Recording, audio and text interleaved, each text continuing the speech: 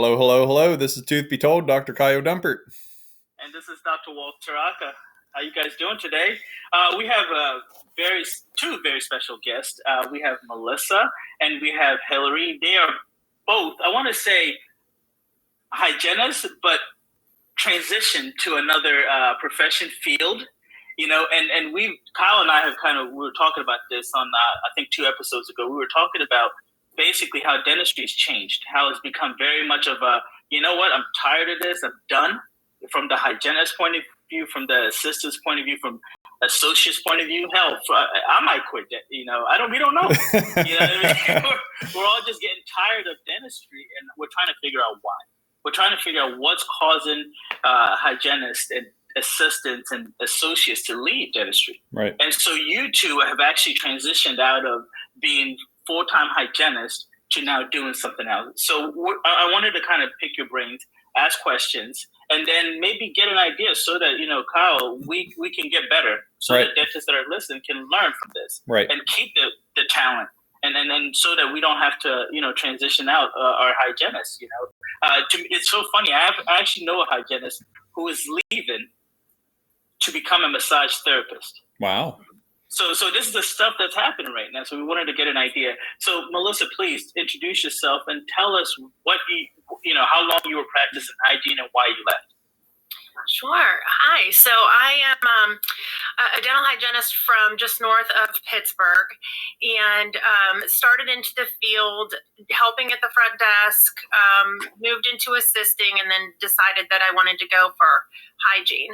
I practiced clinical hygiene for about 10 years and just saw myself getting into kind of a rut, just doing the same thing, a very monotonous, wanted to do a little bit more. And so I took every opportunity within the practice to learn new things, whether it was more with the computer or more with the business side. Always looking to enhance my own knowledge. Got my local anesthesia license.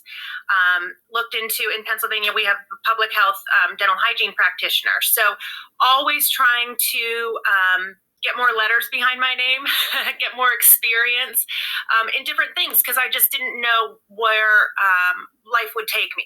And I knew that I didn't want to do clinical hygiene forever. I wanted to do more. I wanted more of a challenge. Okay. And so in learning new things, I advanced to, being a clinical leader in our office. And then when our office expanded, I was the clinical lead for multiple offices. And then that opened up some doors for an opportunity to join a DSO. And they had a couple hundred offices. And so then I moved into more of a management role and a mentor to dental hygienists in the different offices. And really just helping to implement protocols, the consistency between the practices, making sure everyone was practicing to the standards. And it's difficult in Pennsylvania. I know every state is different. Pennsylvania, we are licensed professionals, but we are at the mercy of the dentist. And so, where my license allows me to do so much more, I really can only do what the dentist allows me to do within that practice. That job required a lot of travel. And so I took a position closer to home. Again, I'm managing multiple practices, the director of clinical operations now within a pediatric dental group. And I love it. I love it. I have more of a say in how the practice runs and, the quality assurance part of it, making sure that everybody is, again, practicing to the standards. Okay. All right, Hillary, you're next. How long you were practicing hygiene and why you left hygiene? So I graduated with Melissa in 2005. I was in PO at that point.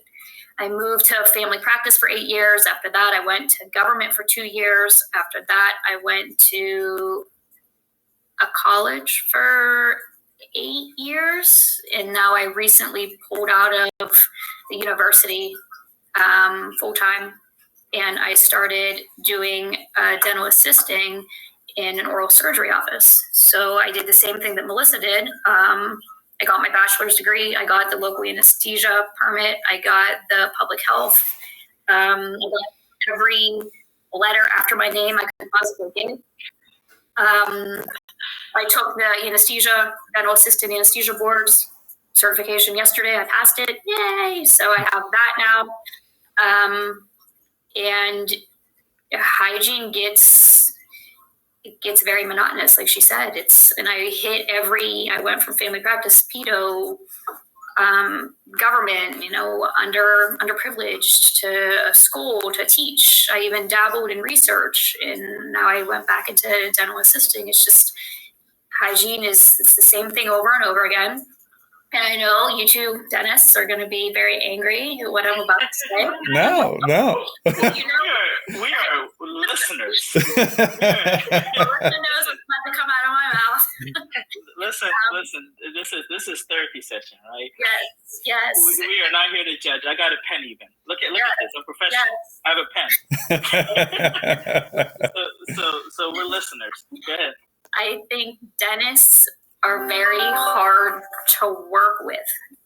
This thing just popped up on my screen. No offense, guys. Again, no offense.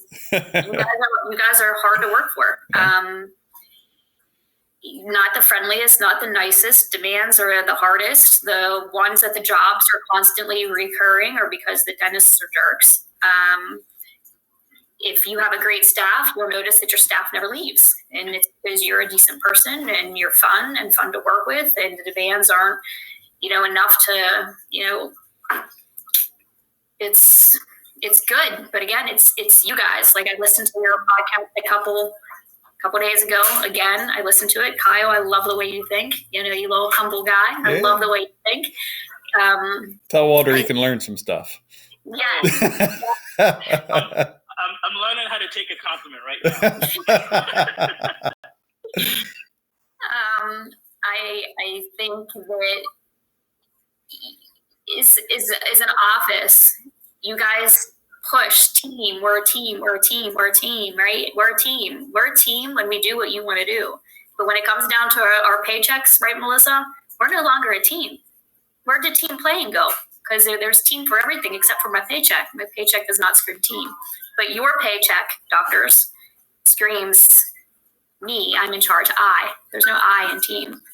So I just feel like you guys have your demands. You guys have things that you want, but then you also don't talk about how much money is brought into the office. Just like at home in your marriage, both husband and wife knows what's coming in. You know what needs to go out, and you know what demands are, and you know why, and you understand why. Hopefully you work together to make your household run. But in an office, it's sort of like the dentist is the head honcho, and you're going to do it my way, and I don't care what you think, and if you don't like it, then leave. And then you get mad when your whole staff leaves. Sure. And it's because there's no team. It's only team when we're working. But why is there no team whenever the good stuff comes in? There's no team. And I like Kyle, whenever you were saying, you know what, you can have a base salary, but then if we hit this benchmark, then everybody gets something, even if it's $50, $75, whatever it is. At least there's some sort of bonus system to work toward. Right. And like how Melissa and I are both saying that it's monotonous because there's nothing left to work for. We already have all the letters after our name. There's nothing left. You already reached your plateau. You reached it. You're not going any further. You're just standing there staring at a corner. And it's time for something more. So you just keep changing the career because there's nothing more. There's your $35 an hour and you get nothing more. And you keep doing it and your back hurts. Like I mentioned to Walter yesterday, Walter and I are friends. So I mentioned yesterday, I wonder what lucky you, right? Maybe not after this podcast. That's right, my friend. I wondered what it would be like, working with him. I think the dynamics would be different because one, he'll tell me, hey, this is how much is coming in and you're not doing it right. And, he would rip me a new one, but I can turn around and rip him a new one back. And then we can still smile at each other and move forward. It's sort of like I would say my back hurts. He would give me a massage and then say, go back at it, girl. Go. She's assuming a lot. I'm not going to lie. I don't see how that's possible, but we'll talk about that. Because I even mentioned, I said the same thing. She's like, oh, I bet you'd be different if we worked. And I was like, well, numbers are numbers. Right? We can't sit here and make up numbers and say just because we're friends, I'm going to have a business that's losing money just to make you happy, right? And I think that's a discussion that everybody needs to have, which is what's really happening with the business? How are we all going to succeed? And I think Kyle said it best when he said, if I do well, if the office does well, everybody does well. But that's not how it works. If the office does well and you do well, the rest of the staff doesn't do well. So I was an assistant way back before hygiene, and I always said, why does the hygienist get paid so much more and they do less? Like the assistants run around with their head chopped off, garbages and floors, and the first one's there and the last one's to leave. And hygienists are like, oh, you make too much money, a patient cancel, go home. Why can't I help the rest of the office, to keep the office going? But the hygienist gets their, no, you don't need the money, you make too much, go home. Melissa, how often does that happen? Yeah, Melissa, please, I want you to chime in now. Don't let me just keep talking. I think that we're missing the value. That hygienists don't feel valued, whether it is in their paycheck or that team. Where do they fit in as the team? And where Hillary's saying, okay, you don't have a patient, send the hygienist home because they're making more money, right? Well, where's that value there? Then you're just you're setting the tone that the hygienist is only good when they are producing, like physically in somebody's mouth. And the knowledge that they bring to the team is so much more than just having a patient in front of them. I think that it's hard to, I think this is where the disconnect is between the dentist, especially if they're the practice owner business side of things, right? So you see the numbers coming in. A lot of times when you're trying to communicate the numbers to somebody that is clinical, it sets the tone that you're money hungry. You're just worried about money, getting the patients in, the production side of things. Whereas if you speak to your clinical team in a quality, patient care tone, right? Why do we want to put a crown on a tooth that is crumbling, right? Not because we get more from the insurance company, but because we want to see that tooth, last longer. Because if they lose their tooth, then that's a whole nother, ball game. So I think the communication breakdown too is between knowing the business side of things and then communicating that to your team to bring the quality care to the patients, and then the production will follow. I know a lot of hygienists will get turned off, if the doctor comes in and says, okay, this is how much we need to make. This is how much you need to produce. Perio, when the doctors got really into the perio cases, it was... Oh, be careful. You got a periodontist up there. that you do, it's a more involved procedure. You do bring in more money for those treatments. But you're getting the patient in the right category. You're getting them the care that they need. You're putting them on a maintenance plan that is going to be beneficial for a lifetime. So communicating that to your clinical team, showing them the value that they bring, not that just if you're in a patient's mouth, and you're making money for us, that's the only value you bring. Really promoting that team approach, and it's not just about the dollar sign, but how the quality care will produce in the end. Yes. Melissa, can I ask you a question? When it comes to knowing how much the office makes, like knowing the books, how much should a hygienist know about how much the office makes and all the books and everything that happens with that? Should they know that? Should the whole team know that? I think it's good to know where the office stands, and to have a baseline, right, and measurables. Because I think that when we go by feeling, I feel like I'm seeing a lot of patients. I feel like I'm doing a lot of stuff that I'm not doing versus the actual facts. This is how many patients you saw, right?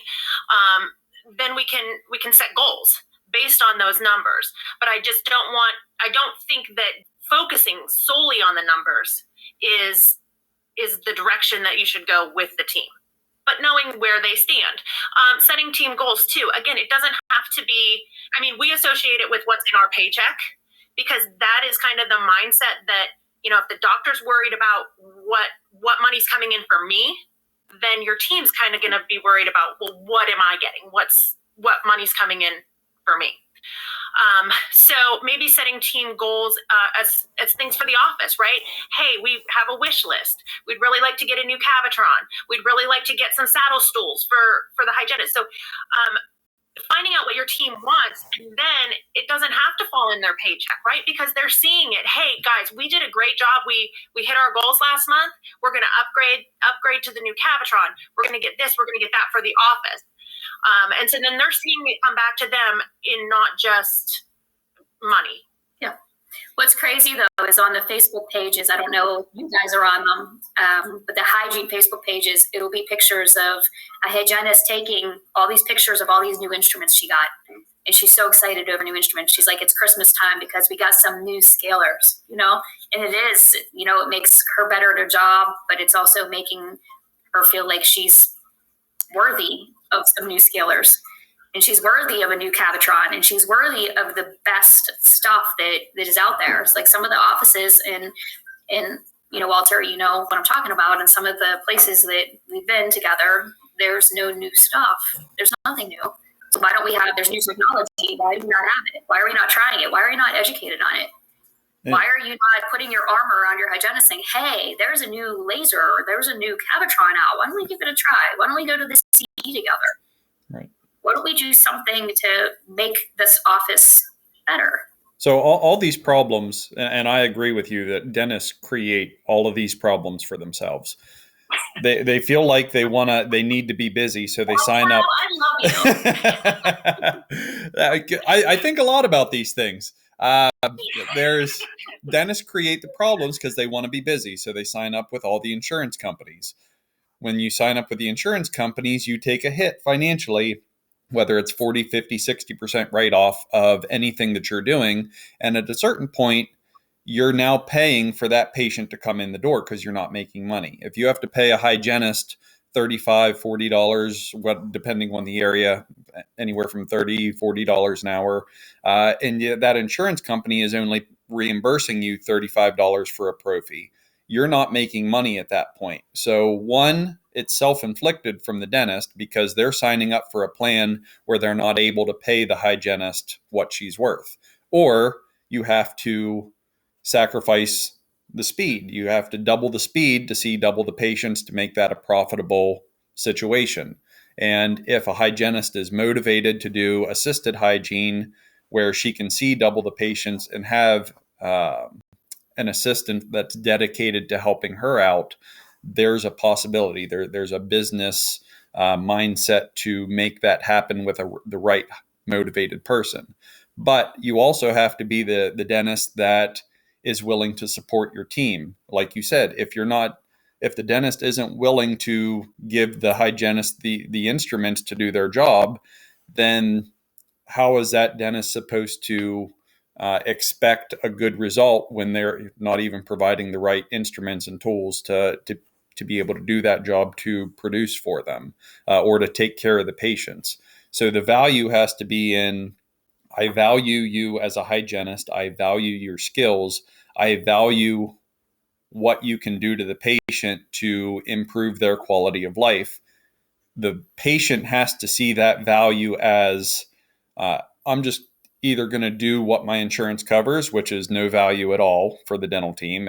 They value what their insurance provides for them, or they value the actual service and they're willing to spend a little bit more money to have that extra care. So a big problem is communication, where we can't communicate as a dental team the value to the patient so they buy into that treatment. We don't communicate within our team to hear what the hygienists need, what the hygienists value. I just did this. I'm currently this is my favorite time of year because it's annual review time of year. So I'm in the middle of this. No, I like this because I get to see what everybody values. I like to present to them, this is what I've provided you as your employer. And I want you to evaluate me. I want you to evaluate everybody else in this office. I want to see where everybody stands. I do. Because I want to be better I'm not looking to have my dentistry evaluated because I can see that on people's faces. I evaluate my own dentistry, but it's as a leader, I want to always be better for who I'm trying to lead in the office. So one of the questions on my annual evaluation this year was asking everybody, what motivates you the most? And rank it. Is it compensation, money? Is that what motivates you the most? Is it having deadlines and pressure? Is it having the ability to have time off or having that work-life balance? Is it working to get things done, completing tasks? Is it praise and recognition? Is it competition? Or is it making a positive impact? Kind of rank all of those things, what motivates you the most. And then me as an employer, I can say, well, this person's everybody's motivated by money because you're not going to come in the door and not get a paycheck. But it's seeing where everybody's values are, communicating those values to each other and figuring out a way to make that happen where everybody gets that value. I kind of rambled on there. I don't know where I was going with that. What motivates them is walking into a happy environment. And say that again. Did you ever think that just walking into a happy environment motivates them? Absolutely. Yeah. Because sometimes you don't need to be paid top dollar. They don't leave because they like their dentist. Absolutely. They don't leave because they like the people they work with. Absolutely. And that's, it's a difference between $4 or $5 if you really enjoy the person that you work with. I don't want to leave because I really like working with Kyle. Right. Absolutely. Well, let me ask a question then, Hillary. If the dentist is a great person, right, but you have a problem with an assistant, how can the dentist, because now the dentist is going to be in between you and the assistant, right? So if you hate the environment because of that assistant, the assistant hates the environment because of you, how does a dentist kind of balance that out and make sure that everybody's happy? One of you has to go. Figure out what the problem is between the assistant and the hygienist. What is it? Well, and then you've been in offices where sometimes it's as petty as basically, this person stole my chair one time or my parking spot, or it could be that simple, right? And it happens, right? It's not like, we're all adults and we act like adults all the time. Quit stealing my tool. Right. There's some times where simple things can blow up. Mm-hmm. So how is a dentist supposed to kind of react to that and kind of control for that whole situation? Buy 2 stools. But do you see what I'm saying, though? Like, these are some of the things that does happen, and dentists are usually the ones caught in the middle of this. So how do we what do we do? What do we do to make sure that everybody's happy? And it's very difficult. Figure out it's very difficult to make everybody happy. Like a stool, like, hey, do we need to order a stool? Hey, okay, I like your pen. Can you mail it to me? I like it. I'm not doing that. Melissa, please tell me what we can do whenever we have inter-office, discrepancies or arguments or whatever. Right? How do we handle that? Because that has nothing to do with money. It has more to do with the environment. Yeah, I think team accountability is huge, right? I think that consistency. Break that down. So it shouldn't be just one person holding the entire team accountable. Everybody should know what everybody's responsible for, and there should be team accountability. And so if, everybody knows that the assistant has to do and the hygienist is responsible for this, if there's any breakdown in that, one, it needs to be addressed sooner than later. It can't just be swept under the rug because then it snowballs, right? And then you end up with this cattiness, right? That one time this happened and nobody did anything about it. So making sure everybody knows what they're responsible for, and then really promoting that environment where it's safe to hold somebody else accountable. If I say something to somebody else, it shouldn't be this big blown out drama. It should just be, okay, thank you, I will correct that. And a lot of times I think the dentist tries to remove themselves from those situations instead of saying, no, this is what happened. This is what the expectation is. Let's move on from it. right?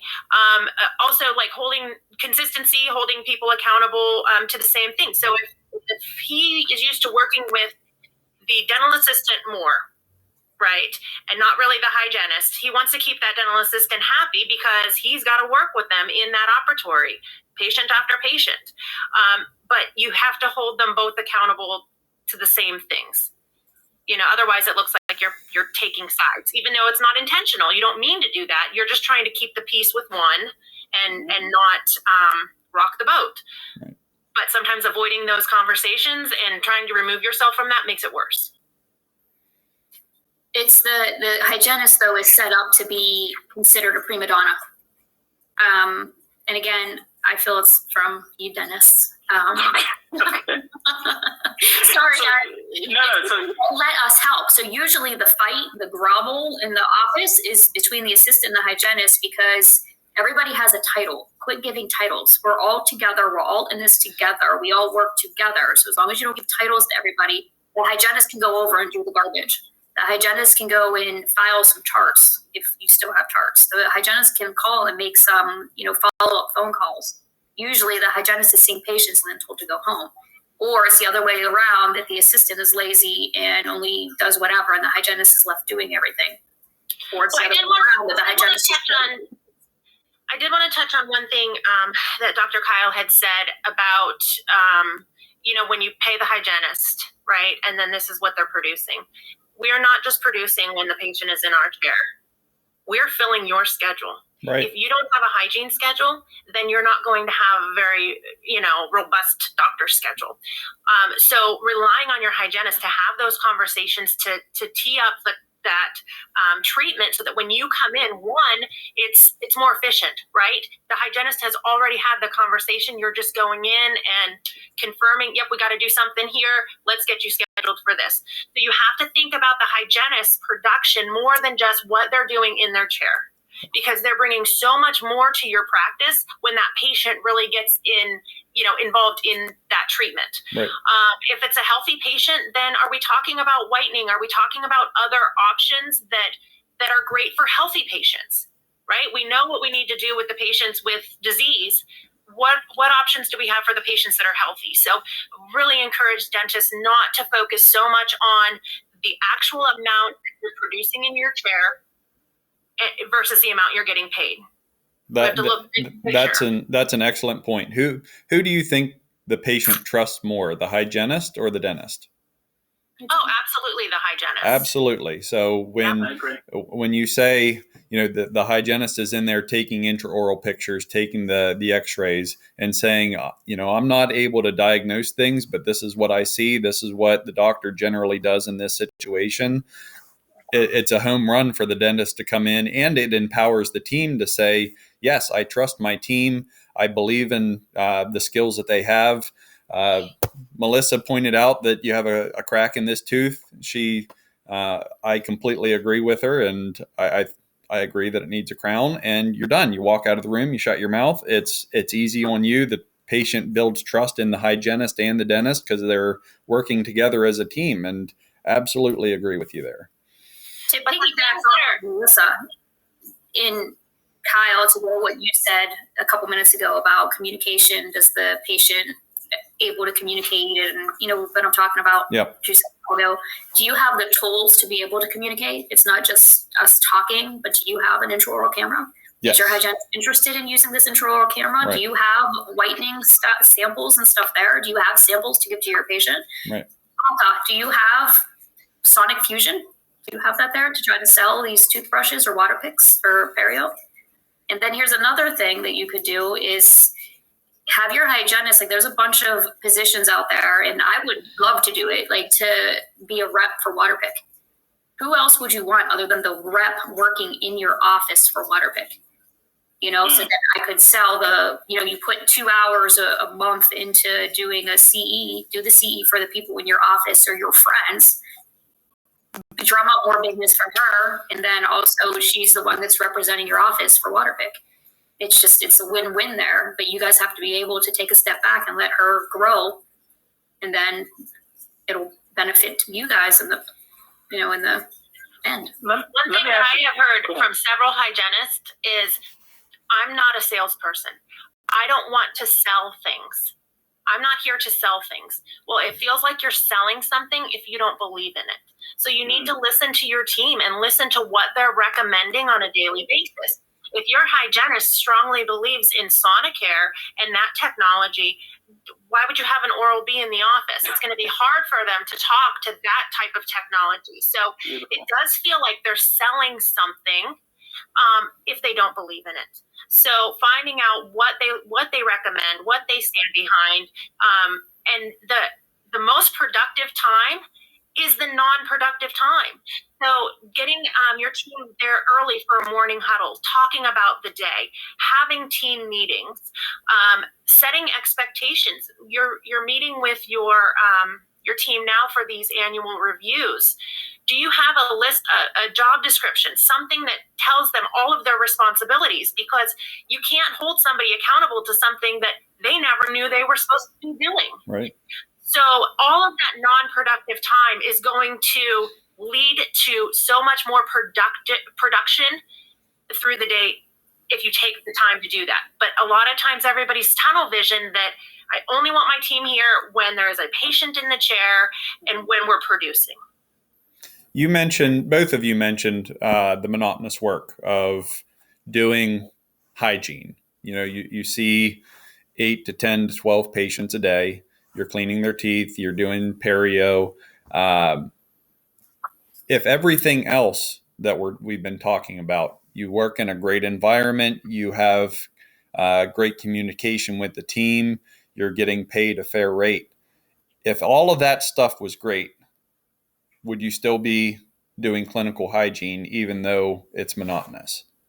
Yes. Well, can I follow up? Also, add to that is what did you guys think hygiene was going to be if it wasn't just the cleaning and the? I mean, I don't understand like the whole monotony part, to be honest with you, because as hygienists, I don't know what else you don't do like leg amputations, so I didn't understand like that whole monotony part. Like I didn't get that. I'll be honest, I didn't get that at all.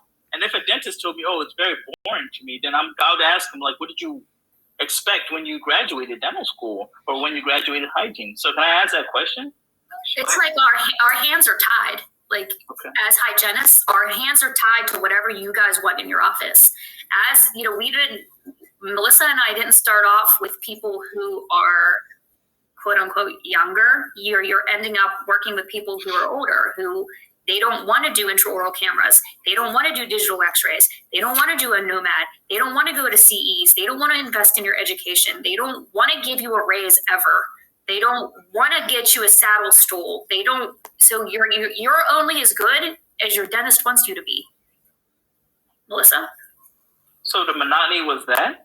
The monotony is it's the same thing over and over again. Nobody is helping you get better. You're just staring at a wall and you can't do anything. Like I can't go and invest in research if my dentist doesn't help me invest in research. I can't go and do whitening trays if my dentist doesn't want to do whitening trays. I can't push, water picks if my dentist doesn't want to push water picks. If my dentist doesn't want me to be a rep or whatever, I can't do it because you won't allow me to do it. So it's sort of like we're at your disposal and our hands are kind of tied. If you guys don't want us to grow, we don't grow. That's why we leave, because there's no growth. There's no more growth. So it's only you get the same hygienist for 5 to 8 years and then they move on because there isn't any more growth in your office. We're bored. So monotony is just lack of growth. Yes. Okay. I would say the challenge. Yeah. I wasn't challenged anymore. So, I felt like I kind of mastered that. And I was so excited when I got out of school to have my own schedule and see my own patients and do the clinical side of things. And in fact, when we talk to students, we're telling them all these other opportunities that are out there, but really all they want to do is be in someone's mouth. They're so excited to get that schedule and to see those patients. For me, myself, I'm not the type of person that can just go to work and be done and leave it there and go home. I want more of a challenge. And I think some people enjoy the fact that they can go to work, they can work their schedule, they can be done, and go and do something else. For me, I just wanted more. I wanted more than that. I wanted more of a challenge than to do that. Now I do see patients. If somebody calls off, I'll jump in and do hygiene. No problem. I don't have any issues with actually seeing patients. But I do love the flexibility of my schedule. Being in management, it allows me to work from home. I don't have to be set in these, these are the clinical hours and you have to be to work from this time to this time. So that part I love so much that I wouldn't want to go back to doing clinical hygiene and having that set schedule. That's just me personally. So is that an area where private practice may be at a disadvantage for corporate dentistry? Because in a private dental office, there's only so much room for growth that you mentioned. You can be a hygienist. There's a point where you can be practicing to the maximum your license allows you to, whether it's, as you said, anesthesia or lasers for treating perio or something. There comes a point where you've maxed out everything that you can do under your license. And the same goes for dentists. We have a little bit more range based on our license, but once you reach that maximum, then you're looking at other opportunities as far as where can you grow. And that generally comes from a people management. So you're getting more into the management.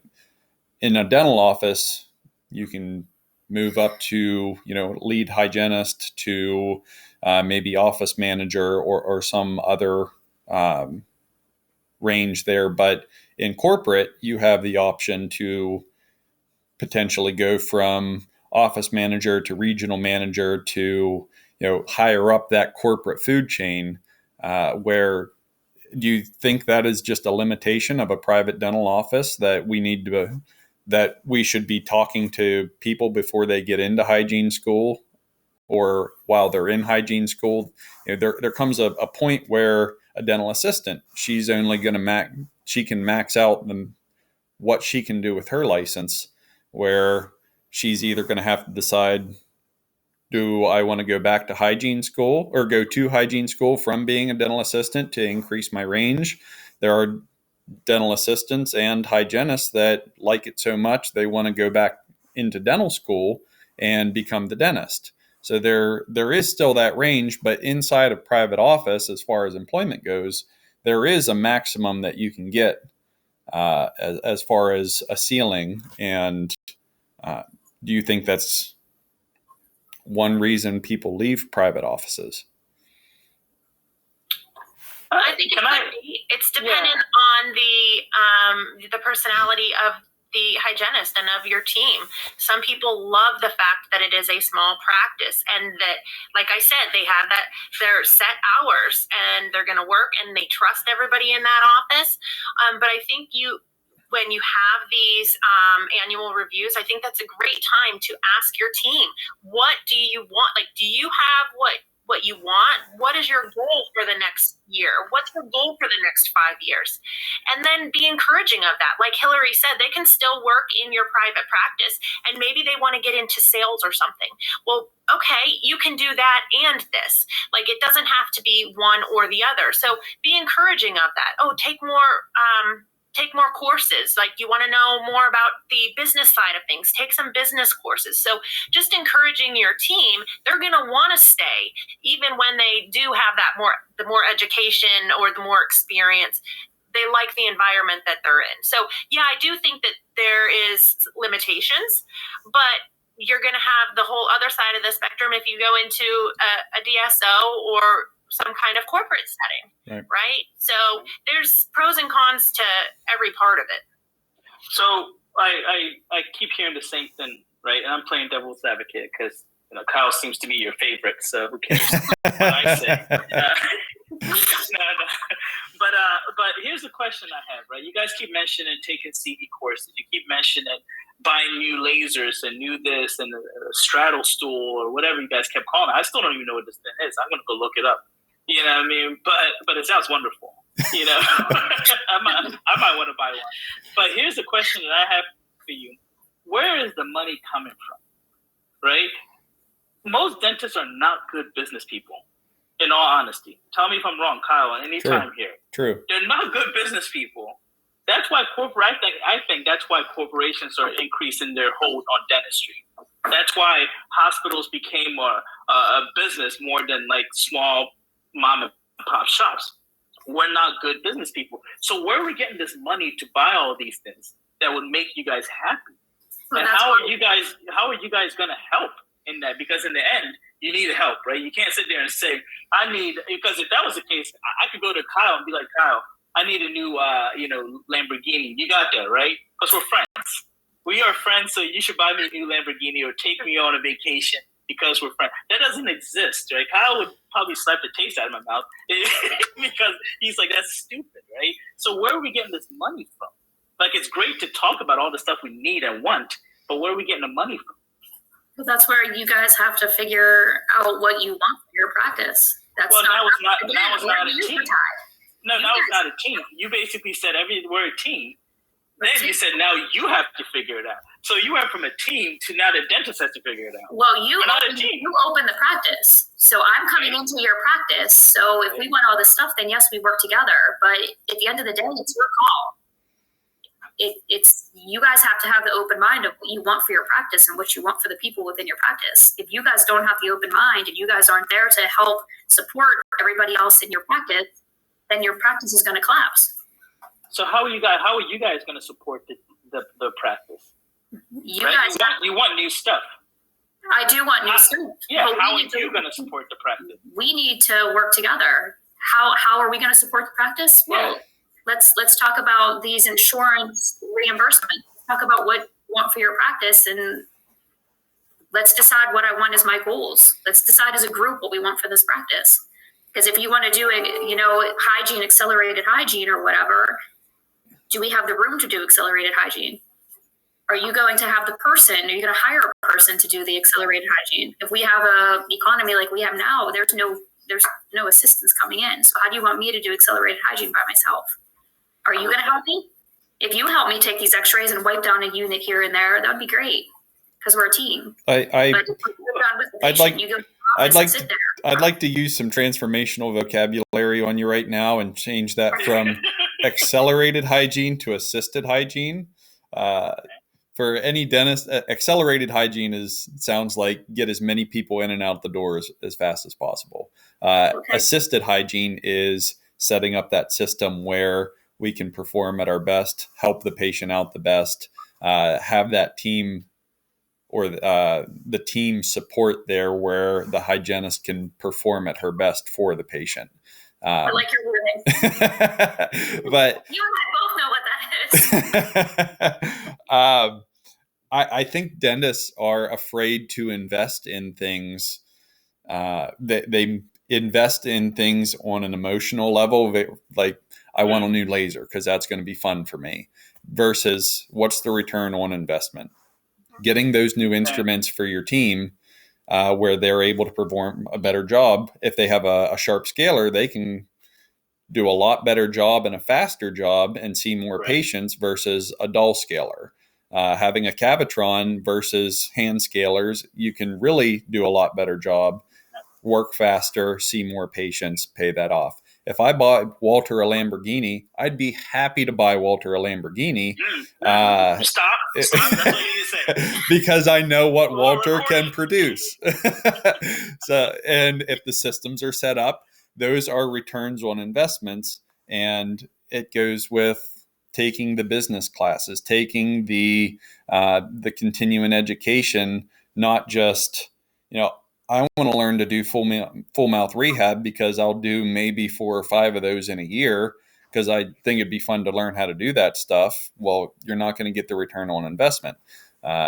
Support the team. And if a hygienist just comes to me and says, I want to go to this class on Botox because I think it'd be fun. I don't see the value there. But if she says, I want to go to this class so I can learn, the more I learn, I can talk to these patients. And if I am able to bring you in, 3, 4, 5 patients a week for doing Botox, then that makes sense as an investment on that continuing education. It's all about the wording. Right. Well, and I mean, to kind of piggyback off of Kyle, like if you've talked to like 4 or 5 patients this past week about Botox, now you have a ground to stand on and say, hey, I've talked to these people. They were ready to go, but we don't have the service. Right. So now you've basically shown your return on investment, right? There's another return on investment, though. Hey, I just had Botox done. My forehead looks amazing. Look at my eyes. Look how great they look. It's because you invested into your staff. Right. But the people that are doing Botox, they're not investing into your staff. So how do you want your staff to sell it if my forehead looks like it's like a 90-year-old? Yeah. And I got sags underneath my eyes and I'm trying to sell a Botox product, but I look like I just rolled out of the grave, right? Yeah. Okay. So if we're selling white, then everybody's teeth should be pearly white. Right. Yes. If you're a dentist that's doing Invisalign or Sure Smile or clear aligners, and your teeth or all your patient or your staff's teeth are all crooked and nasty, you're not going to sell that many. But if the staff members say, yes, I went through this process, this is what you can expect, it really isn't as bad as what it sounds. It was really easy. They're going to sell a lot more cases for those and improve those patients' lives in that way because of that personal experience that the hygienist or the other staff members can talk to them about. And it's a perk. I got Botox because you did my face, and my face looks wonderful, and I don't want to leave as well. I want to give to you because look what you did to my face. Right. That's where I love that. I love the follow up in your annual reviews. We did the same thing at the end of the year last year, is putting all of the value to that 401k match, that paid holidays, the vacation time, putting the dentistry that you provided for free to your staff, like put a dollar amount on that so that they see it's more than just an hourly rate. Here are all the other benefits that you received, right. Whether it's CE, like you said, or, trying a new product in the office that you're giving your team the opportunity to do. So I think the team, you have to change the way that the team thinks about things, and it is using the certain vocabulary, right? Certain verbiage that you're talking to your team with so that they see the value in it as well. If you're only talking about hourly rate all the time and what they do per hour, then that's how they're going to start thinking. They're going to think, okay, I'm only as good as the hourly rate. They're going to miss all of the other benefits that you're providing them. Let me wrap it up by asking this simple question. How do we keep hygienists in our offices? Summary. Let me get a little sub question in there. There a lot of hygienists are paid on an hourly rate. There is some movement going towards hygienists being paid based on a collections rate, much like an associate dentist would be. Do you see any benefit, or what are the pros and cons of that in your mind? I think it's the dentist that is contracted with the insurance companies and that is agreeing to accept the negotiated rate. I think if the hygienist was to be paid on collections, they should have some say in that conversation. I know that, the company that I worked for switched to paying on collections. And even though we were doing the more advanced perio services, it was actually, the reimbursement was less than if we were to do prophy, prophy exam x-rays. So, having the whole team on board, and including the hygienist in the conversation, showing your value for the hygienists, that they're more than just, the time spent in somebody's mouth, allowing your team to practice to their fullest potential.